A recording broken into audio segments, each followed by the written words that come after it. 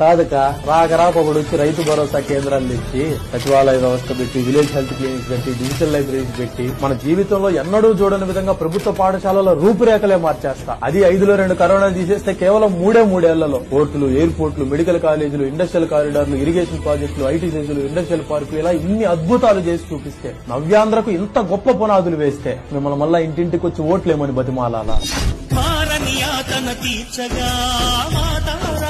మార్చగా ఈ జలయజ్ఞము సాక్షిగా తలనే వలసరా మహారాజు తానే సమిధల్ని మారి నిలువెల్లా వెలిగెరా భోగాన్ని విడిచి త్యాగాన్ని వలచి తాపసిగా నిలిచెరా జనకేమనే తన సంకల్పముగా తన ఊపిరి హోమజ్వాలముగా స్వర్గాన్ని శాసించెనురా అమృతములు ఆహ్వానించెనురా